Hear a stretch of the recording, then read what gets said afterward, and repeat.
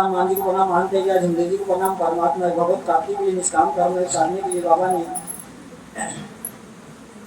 भगवत प्राप्ति के लिए निष्काम कर्म साधने के लिए परम पूज्य परमात्मा एक सेवक मंडल बालार परिसर देवटोला के अंतर्गत ग्राम गोदा में बाबा के सेवक रामेश्वर गोमा से जी के निवास स्थान पर एक भगवान की साप्ताहिक चर्चा बैठक जारी। चर्चा बैठक में ट्रस्टी विधाता स्वयं भगवान बाबा हनुमान जी उपस्थित है, उनको मेरा प्रणाम। इसी तरह हमारे सदगुरु मानते हैं कि बाबा झुंझुनू जी यहाँ उपस्थित है, उनको मेरा प्रणाम। देवटोला परिसर से सहकार्यकर्ता जी बघेली जी उपस्थित है, उनको मेरा प्रणाम। आज की चर्चा बैठक के अध्यक्ष उपाध्यक्ष संचालक जी यहाँ उपस्थित है, उनको मेरा प्रणाम। और आए हुए समस्त सेवक सेविकाओं को मेरा नमस्कार। भगवान बाबा हनुमान जी को प्रणाम, मानते हैं झुंझुनू जी को प्रणाम। परमात्मा एक आज की साप्ताहिक चर्चा बैठक के संचालक जी ने मुझे पूछे हैं कि परमात्मा एक के सेवक अगरबत्ती दीपक और कपूर क्यों जलाते हैं। जो इस प्रकार है, भगवान बाबा हनुमान जी को प्रणाम, मानते हुए झुंझुनू जी को प्रणाम। परमात्मा है धन्य हमारे सदगुरु मानते हैं कि बाबा झुंझुनू जी जिन्होंने त्याग तपस्या करके एक भगवान की प्राप्ति की और अपने परिवार का 12 साल का दुख को दूर किया। बाबा ने इस पृथ्वी तल पर देखा और सोचा कि मेरे जैसे बहुत सारे दुखी कष्टी मानव इस पृथ्वी तल पर है, और बाबा ने इसके लिए बहुत सारे उपाय किए जो धीरे धीरे चलते रहा।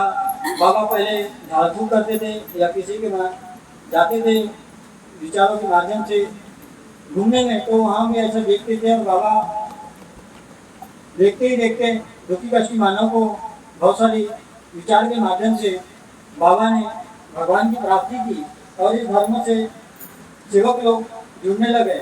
जैसे कि इस परमात्मा एक में जैसे सेवक जुड़ते हैं तो कार्यकर्ता जी के निवास स्थान को जाते हैं और हमें अनुभव के कार्य जो देते हैं।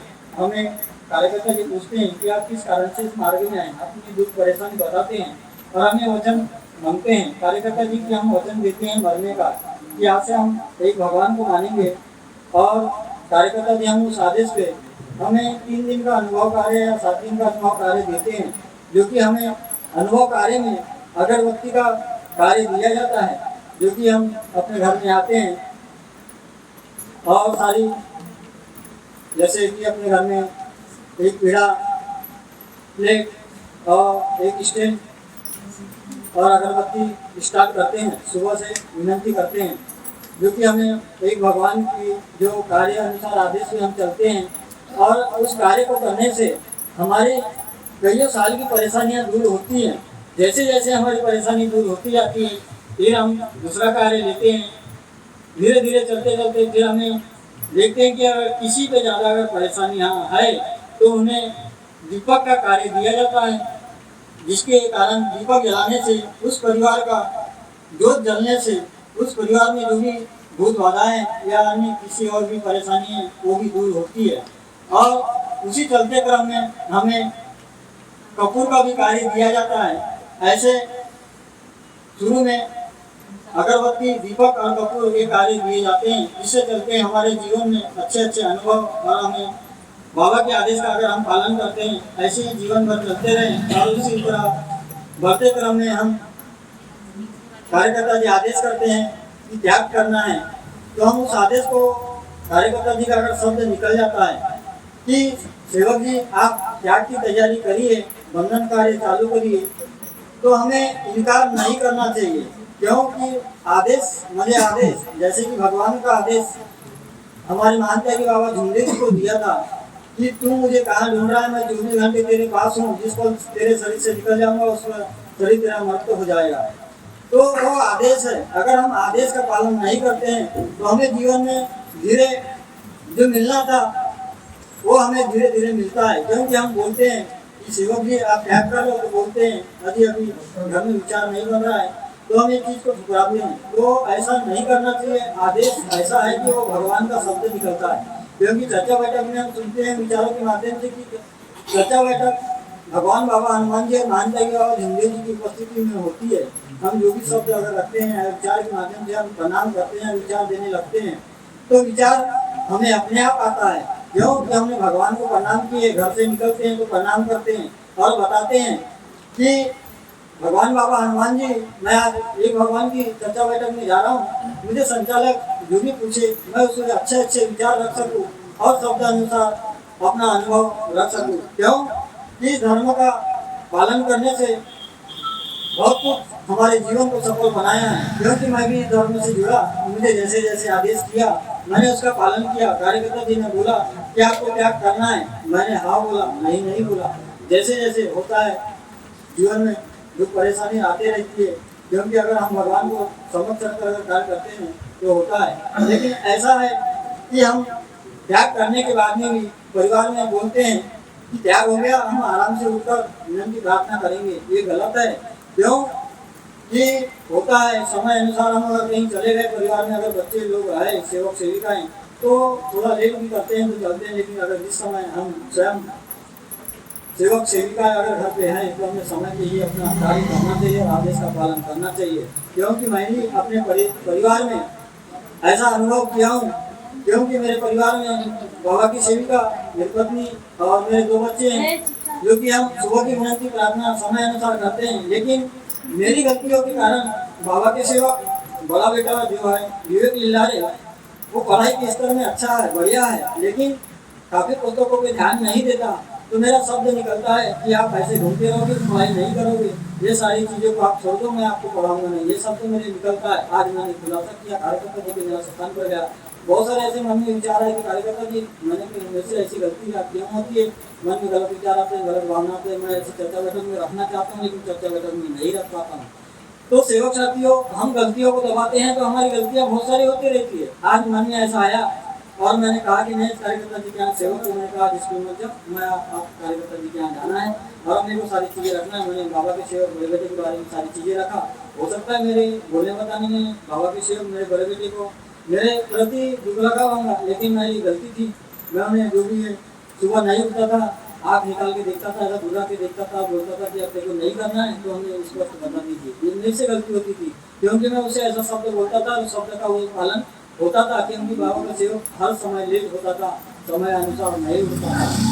पढ़ाई के लिए बहुत मैंने टाचर किया, खान पान से लेकर टाचर किया, क्योंकि सारी चीज़ देखता था। लेकिन मेरी यही गलती होती है, ये पढ़ाई पे नहीं ध्यान देता, इसलिए वो बोलते रहता था, इसलिए मैंने ऐसा शब्द का उपयोग किया। एक दिन ऐसा हुआ कि मैं खाना खाने बैठा था और उस समय मैं भी मोबाइल देखते देखते खाना खाना, बाबा की सेविका के साथ में अलग अलग बैठे थे। तो सेवक आया और बिस्तर में लेट गया, मोबाइल देखने लगा। तो मेरे को क्रोध अचानक इतना आया कि मेरा खाना जैसे ही हुआ मैंने लोटा फेंका और बोला कि देखिए मेरा बेटा, कि तू ऐसा पढ़ रहा है, मेरे सामने ऐसी हरकत कर रहा है, तो तेरी क्या रहेगी और मेरी क्या रहेगी कि आप 4 दिन के सामने मेरी क्या रखोगे। मैंने ऐसा शब्दों का उपयोग किया और मैंने क्रोध में आके उठाया उनका बैग और आंगन में फेंका और बोला कि तुम माचिस ला, इसको जला दे, देखो पढ़ाई नहीं करना है। ये मेरी से महान गलती होती थी और बाबा का सेवक पढ़ाई पर ध्यान नहीं आता था, ये मेरी से महान गलती होती थी। इस चीज़ों को मैंने आज रखा और आज मैंने कार्यकर्ता जी के निवास स्थान पर गया और भगवान का कार्य बाबा के सेवक कार्यकर्ता जी ने 11 दिन का कार्य दिए। कहते हैं सेवक साथियों, हम इस धर्म से जुड़े हैं तो हमें एक एक शब्द और विचार से बोलना चाहिए और हमें जैसे जैसे आदेश मिलता है उसे हम करना चाहिए। क्योंकि हमें दुख को दूर करने के लिए अगरबत्ती और कपूर और अगरबत्ती, दीपक और कपूर का हमें कार्य देते हैं, उसको अच्छे इससे पालन करना चाहिए। हो सकता है मुझे मानव से विचार रखने में कहीं त्रुटियाँ होंगी तो आप भगवान के लिए क्षमा करेंगे। ऐसे में आपसे आगे की विनती करता हूँ और सभी को नमस्कार। बाबा के सेवक दुर्गा प्रसाद जी लिल्लारे, आपने विचार बहुत अच्छे रखे, अनुभव भी रखे, पर जो मार्ग के सेवक, परमात्मा के मार्ग के सेवक दीपक, अगरबत्ती, कपूर क्यों लगाते हैं, इसका सही आंसर कौन देगा? इधर है कोई? आप धन्यवाद बाबा के सेवक लिल्लारे जी, आपने बहुत अच्छा विचार दिए और अपनी गलतियां जो आपने बोले, हो सकता है हम भी अपने बच्चों को ऐसी बातें बोलते हैं तो हो सकता है हम भी कभी इस चीज ये बातों को, अपन शब्दों को, ऐसे शब्दों का अपने बच्चों के ऊपर कभी भी प्रयोग न करें। ये बिल्कुल सही बात है, क्योंकि अपन जब तक बच्चों को आगे बढ़ने के लिए नहीं बोलेंगे तब तक वह आगे नहीं बढ़ता। तो बेगम क्या हम सब मिलकर के एकता के साथ भगवान बाबा आदि को प्रणाम करें। भगवान बाबा हनुमान जी को प्रणाम।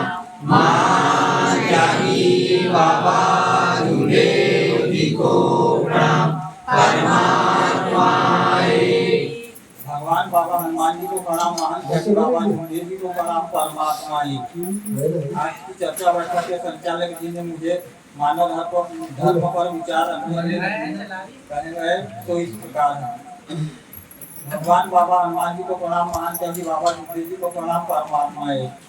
धन्य है हमारे महान त्यागी बाबा झुमदेव जी, जिन्होंने कठिन त्याग तपस्या करके इस मानव धर्म का निर्माण किए और हम जैसे दुखी कष्टी मानव के अनेकों दुखों को दूर किए। ऐसे हमारे सदगुरु महान त्यागी बाबा झुमदेव जी है और हमें इस मानव धर्म